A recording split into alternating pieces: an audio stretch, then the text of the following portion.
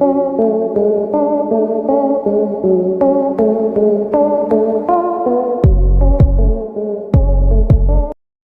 की भारत वापसी के पीछे का कारण। दोस्त, इंडिया में चीतों की गूंज हर तरफ सुनाई दे रही है। हर कोई सिर्फ इसी सवाल को लेकर परेशान है, आखिर इतने वर्षों बाद चीतों की वापसी क्यों की जा रही है। 70 वर्ष पहले भारत में लुप्त हो चुके चीते वापस भारत की धरती पर लाए जा रहे हैं। अब सबसे बड़ा सवाल ये आता है कि इतने वर्षों तक अगर चीते नहीं थे और वो भारत में लुप्त हो गए थे, तो उन्हें दूसरे देश से वापस मंगाने की कौन सी जरूरत पड़ गई। क्या इसके पीछे सरकार की कोई बड़ी साजिश है या फिर बात कुछ और है। आज की इस वीडियो में हम इसी सच्चाई को बताने की कोशिश करेंगे।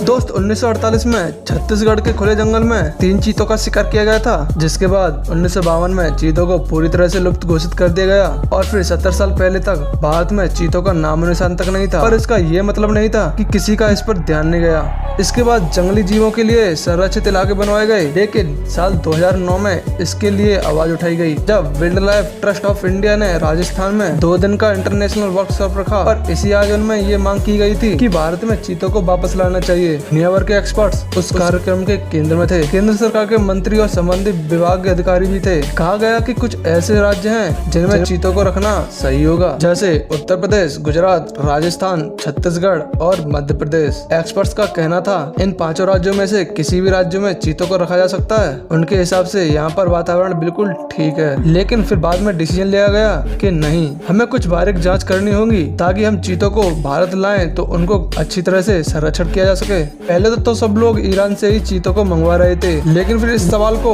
होल्ड कर दिया गया क्योंकि ईरान के चीतों का जेनेटिक्स अफ्रीकन चीतों से मिलता जुलता है। लेकिन फिर फैसला अफ्रीकन चीतों को भारत लाने का हुआ। नामीबिया से 8 चीते भारत आए। इनमें से 5 मादा हैं और 3 नर चीते। मादा चीतों की उम्र 2 से 5 साल के बीच की है और जबकि नर चीतों की उम्र 4.5 से 5.5 के बीच में है। इनका स्वागत बड़े धूमधाम से हुआ। ये सभी चीते नामीबिया से डायरेक्ट ग्वालियर पहुंचते हैं। उसके बाद कूनो नेशनल पार्क में प्रधानमंत्री मोदी द्वारा इन चीतों को छोड़ दिया गया। आपको बता दें कि दुनिया में सबसे तेज दौड़ने वाले इन जानवरों को जब भारत लाया जा रहा था तो उन्हें कुछ भी खाने के लिए नहीं दिया गया ताकि उन्हें कोई परेशानी न हो। यहाँ तक कि नामीबिया से भारत तक के सफर में बीच में कोई ब्रेक नहीं लिया गया। दोस्त, इन चीतों को 1 महीने तक क्वारंटाइन पीरियड में रखा जाएगा और इस दौरान उन्हें हर 2 दिन में 2 से 3 किलो मीट दिया जाएगा।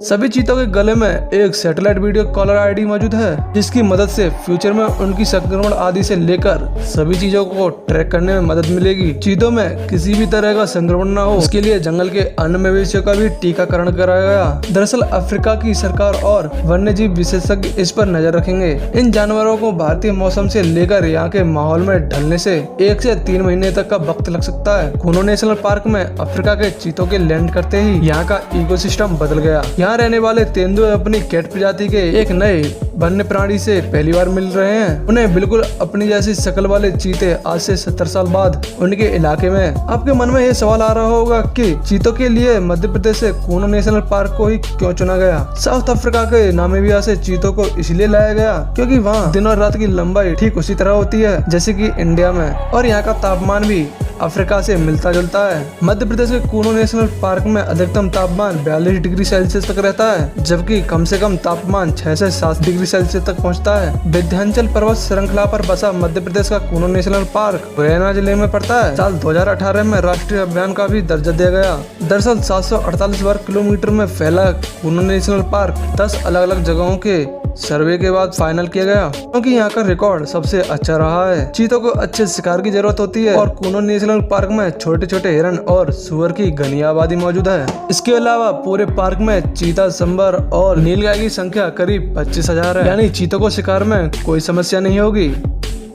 असल में दोस्त, चीता हफ्ते में 1 बार शिकार करता है और इसी से उसका काम चल जाता है। चीता एक बार में 7 से 8 किलो मीट खाता है। ऐसा माना जाता है कि चीता अपना शिकार छोड़कर कहीं नहीं जाता। चीता ज्यादातर ताकतवर माना जाता है और इसीलिए वो शिकार में किसी को भी पार्टिसिपेट नहीं करता। चीते को 1 महीने में 4 और साल भर में 50 जानवर चाहिए होते हैं। चीते के शावक 3 हफ्ते में मीट खाने लगते हैं और 8 महीने के होते होते चीता खुद अपना शिकार करना शुरू कर देता है। उसे किसी पर निर्भर नहीं होना पड़ता। शिकार करते समय छुपने के लिए चीते अपने शरीर पर बने स्पॉट्स का सहारा लेते हैं। शिकार के अलावा बाद चीतों को पानी की जरूरत पड़ती है। इसमें आप देख सकते हैं कि इसमें कूनो नदी भी है।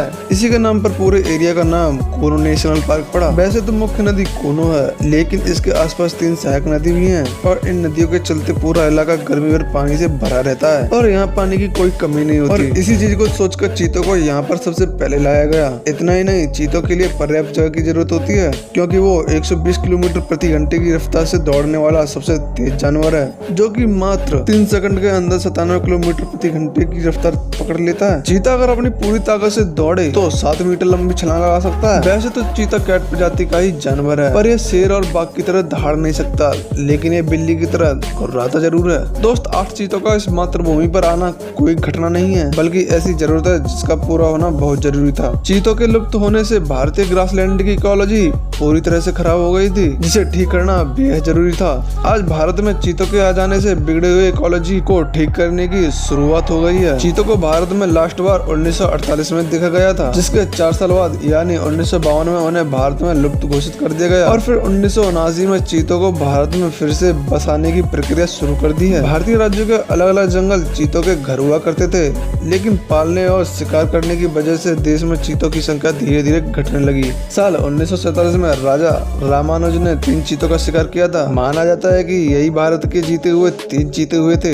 ऐसे में जब साल 2009 में भारत के अंदर चीतों को वापसी लाने की बात शुरू हुई, उसके कुछ समय बाद भारत ने नामीबिया से इसके बारे में बातचीत शुरू की, लेकिन नामीबिया और दक्षिण अफ्रीका से चीतों को लाने का समझौता जुलाई 2020 में हुआ और इसी समझौते की पहली कड़ी में अब 8 चीते भारत पहुंचे। आपको अब बता दें, ऐसा पहली बार हुआ है जब मांसाहारी जानवर एक महाद्वीप से दूसरे महाद्वीप में भेजा गया है। हिमालय वाला इलाका छोड़ दिया जाए तो ऐसा कोई इलाका नहीं जहां भारत में चीते न पाए गए हों। ईरान, अफगानिस्तान में अभी भी एशियन चीते पाए जाते हैं। अफ्रीका में तो ये कई जगह पाए जाते हैं। एशियाई चीते सिर्फ ईरान में मिलते हैं। एक अनुमान के मुताबिक 8000 से कम अफ्रीकी चीते हैं, जबकि दुनिया में 50 से कम एशियाई चीते हैं। दोस्त, मध्य प्रदेश के कूनो नेशनल पार्क में चीते लाए जाने के 8 के बीच आसपास के इलाकों में जमीन के भाव भी आसमान पर हैं। माना जा रहा है कि चीतों के आ जाने से पर्यटन को भी काफी बड़ा फायदा मिलेगा। 1 अक्टूबर से नेशनल पार्क के दरवाजे आम लोगों के लिए खुल गए हैं, लेकिन तब तक चीतों को क्वारंटाइन पीरियड में रखा जाएगा। उन्हें 2 महीने तक पूरा क्वारंटाइन रखा जाएगा। कहा जा रहा है कि दिसंबर के महीने में चीतों को खुले में छोड़ा जाएगा, तब जंगल सफर के दौरान हम लोग चीतों को देख पाएंगे। कूनो नेशनल पार्क के पास के जंगलों में वन विभाग के चीतों की सुरक्षा के लिए ग्रामीणों को चीता मित्र बताया है, जिसका सीधा सा मतलब है ग्रामीण चीते और तेंदुओं के बीच के फर्क को समझते हैं। गाँव वालों को यह बताया जा रहा है कि इंसानों को चीतों से कोई खतरा नहीं है, क्योंकि चीते कभी भी इंसानों पर हमला नहीं करते।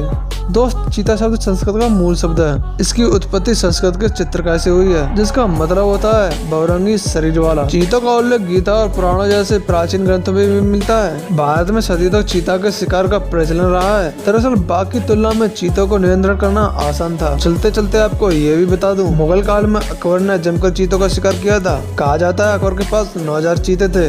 इसी से आप अंदाजा लगा सकते हो आज से कुछ साल पहले भारत में कितनी बड़ी संख्या में चीते थे और वो लुप्त भी हो गए, जिसका सबसे बड़ा कारण चीतों का शिकार है, जिसकी वजह से आज हमें दूसरे देश से चीते मंगवाने पड़ रहे हैं।